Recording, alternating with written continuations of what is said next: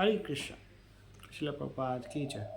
हम लोग प्रभुपाद लीलामृत पढ़ रहे हैं, वॉल्यूम 5, चैप्टर 4। और अभी तक हमने देखा कि कैसे प्रभुपाद जी वर्ल्ड टूर के लिए निकले हैं। प्रभुपाद जी ने अभी Australia, New Zealand, Japan countries visit करके अभी अमेरिका पहुँचे। अमेरिका में प्रभुपाद जी एलए में पहुँचे। हमने पहले जो रिकॉर्डिंग था उसमें देखा कि कैसे प्रभुपाद जी अपने जीबीसीज को इंस्ट्रक्ट करते हैं कि उनको मैनेजमेंट में ज़्यादा इन्वॉल्व नहीं होना चाहिए, डिटैच भाव से मैनेजमेंट करना चाहिए और प्रीचिंग में ज़्यादा इन्वॉल्व होना चाहिए।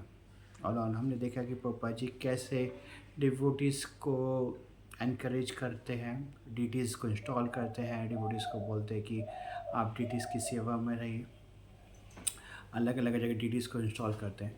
अभी यहाँ पर देखते हैं प्रभुपाद जी कैसे जीबीसीज को फर्दर इंस्ट्रक्शंस देते हैं सन्यास के बारे में, और सन्यास के लिए प्रभुपाद जी क्या बोलते हैं कि उनके क्या मूड होना चाहिए। उसके बाद हम देखेंगे कि प्रभुपाद जी कैसे युक्त वैराग्य का सिद्धांत देते हैं कि हर चीज़ के भगवान की सेवा में यूज़ की जा सकती है और करनी भी चाहिए, क्योंकि प्रत्येक चीज़ तो भगवान की ही प्रॉपर्टी है। फिर हम देखेंगे कि प्रभुपाद जी कैसे अपने भक्तों को उत्साह देते हैं बुक डिस्ट्रीब्यूशन के लिए। और प्रभुपाद जी इस्कॉन में भागवतम क्लास का इंट्रोडक्शन करते हैं। चलो स्टार्ट करते हैं। तो जीपीसी, जब प्रभुपाद जी ने इंस्ट्रक्शन दिए कि जीपीसी को ज़्यादा मैनेजमेंट में इन्वॉल्व नहीं होना चाहिए, उनको संन्यास लेकर ट्रैवल करते हुए प्रचार करना चाहिए। और हमने देखा कि मुंबई में उन्होंने तमाल कृष्ण गोस्वामी महाराज को संन्यास दिया, जापान में उन्होंने सुदामा प्रभु को शायद संन्यास दिया। अभी एलए में जब आए तो ऑलरेडी 3 जीबीसी रेडी थे प्रभुपाद जी से संन्यास लेने के लिए। प्रभुपाद जी उनको तीनों को संन्यास देते हैं और फिर उसके बाद प्रभुपाद जी उनको मीटिंग एक रूम में बुलाते हैं और प्रभुपाद जी पूछते हैं कि आर यू कन्विंस्ड, क्या आप पूरे दृढ़शील हैं। तो ये बहुत ही एकदम से स्तब्ध करने वाला क्वेश्चन था। तो फिर एक डिवोटी बोलते हैं कि Prabhupada, it is fact, it is not fiction. जो कृष्ण भावना है ये वास्तविकता है, ये काल्पनिक नहीं, और I am convinced of this. तो यही प्रभुपाद जी बोलते हैं कि आपके अंदर जो कन्विक्शन है उसी को आपको स्प्रेड करना है। कैसे? बुक्स के माध्यम से, आपके लेक्चर्स के माध्यम से, आपके आर्ग्यूमेंट्स के माध्यम से। सो कन्विक्शन एंड उत्साह, ये 2 चीज़ बहुत ज़रूरी है। और प्रभुपाद जी पूछते हैं कि आप संन्यास लिए हैं तो आपको हमेशा 2 चीज़ों को ध्यान रखना है। वो क्या? कि आप कभी किसी अमीर व्यक्ति के घर जाएं तो आपको उसकी प्रॉपर्टी को देखकर ऐसा फीलिंग नहीं आना चाहिए, ओहो मैंने तो ये सब कुछ छोड़ दिया, काश मैं इसको भोग कर पाऊँ।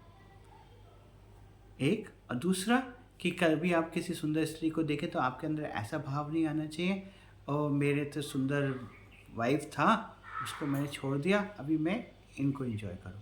अगर ऐसा है तो संन्यास नहीं।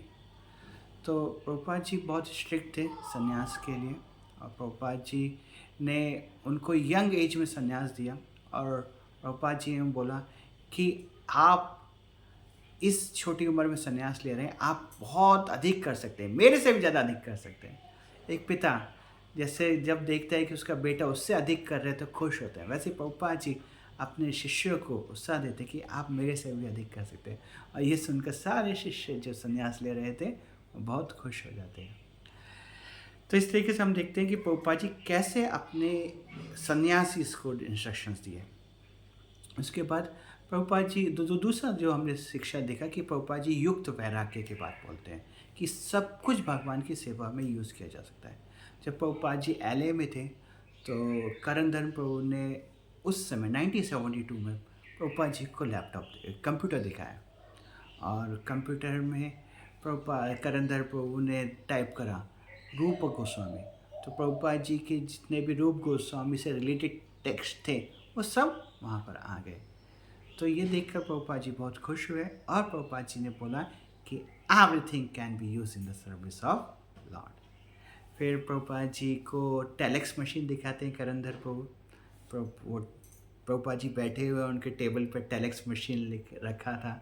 और प्रभुपाद जी करंदर प्रभु बोलते कि प्रभुपाद इस मशीन से हम मैसेज भेज सकते हैं कहीं भी, और तुरंत वो मैसेज वहाँ पहुँच जाएगा और वहाँ से हमको रिप्लाई भी आ जाएगा।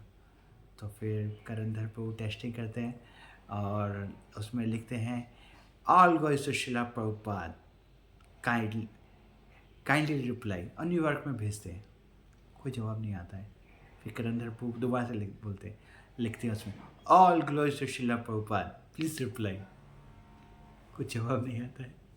तीसरी बार लिखते हैं all glories to Srila Prabhupada please reply, and then reply आता है all glories to Srila Prabhupada we are eagerly waiting for Prabhupada in New York in next 3 days। Prabhupada ji बोलते हैं हरि बोल। तो फिर हमने एक चीज़ देखते कि प्रभुपाद जी बहुत ही उत्साहशील, मतलब उस प्रभुपाद जी चाहते थे कि टेक्नोलॉजीज़ को हम भगवान की सेवा में लगाएं। और प्रभुपाद जी बोलते कि he is a jet age guru. कभी कभी कुछ लोग प्रभुपाद जी को क्रिटिसाइज़ करते थे कि आप सन्यासी होकर आप ओशन को क्यों क्रॉस करते हैं, क्योंकि कुछ लोगों का विश्वास था कि एक सन्यासी को समुद्र को क्रॉस नहीं करना चाहिए। लेकिन प्रभुपाद जी चाहते थे कि मैं प्रचार करूं, और चैतन्य महाप्रभु का मिशन है कि ग्राम में भगवान का नाम होगा, गली गली में भगवान का नाम होगा। वो कैसे पॉसिबल है अगर वो नहीं जाएंगे? तो प्रभुपाद जी जेट प्लेन में बैठकर भक्ति देवी को लेकर सब जगह प्रचार किए। तो हमको भी प्रयास करना चाहिए, जो भी हमारे पास रिसोर्स है, टेक्नोलॉजी है, उसका सही से यूटिलाइज़ करके भगवान की सेवा में युक्त करना चाहिए। ओके, और तीसरा चीज़ था बुक्स। जब प्रभुपाद जी 1972 में थे, उस समय बुक डिस्ट्रीब्यूशन उतना नहीं होता था। स्टार्टिंग में 1968 तमाल कृष्ण गोस्वामी महाराज और अदरबाद संकीर्तन के लिए जाते थे, और जाते हुए बीटीजी डिस्ट्रीब्यूशन करते थे, कभी 100-50 ऐसे जाता था। लेकिन 1972 में एकदम से बूस्ट हो गया बुक डिस्ट्रीब्यूशन, और प्रभुपाद जी बहुत खुश थे ये देखकर। एक टेम्पल दूसरे टेम्पल के साथ मतलब पॉजिटिव वे में कंपटीशन करते थे एंड ट्राई टू डिस्ट्रीब्यूट, ज़्यादा से ज़्यादा बुक करने का प्रयास करते थे। ये देखकर प्रभुपाद जी को बहुत ही आनंद आता। उस समय प्रभुपाद जी ने मंदिर में रेगुलर श्रीमद् भागवतम का भी स्टार्ट किया, जिससे कि भक्त लोग और अधिक सतोगुण में रहें और ज़्यादा से ज़्यादा प्रभुपाद जी को बुक्स को अपने अंदर भी ऑब्जर्व करें। तो प्रभुपाद जी बोलते थे ये books are the basis of our preaching. हमारे जो प्रीचिंग के जो पिलर्स हैं वो यही बुक्स हैं। और साथ में बोलते थे कि हमको ये बुक्स केवल डिस्ट्रीब्यूट ही नहीं करना है, हमको ये बुक्स पढ़ना भी है। इस तरीके से हम देखते हैं कि कैसे प्रभुपाद जी ने GBCs को इंस्ट्रक्शन दिए कि कैसे उनको डिटैच वे में प्रीचिंग करना चाहिए और मैनेजमेंट में डिटैच रहना चाहिए। दूसरा हमने देखा कि उन्होंने कैसे GBCs को इंस्ट्रक्शन दिए। तीसरा हमने देखा कि कैसे प्रभुपाद जी ने बताया कि हमको एवरीथिंग टेक्नोलॉजीज़ को भगवान की सेवा में लगा सकते हैं।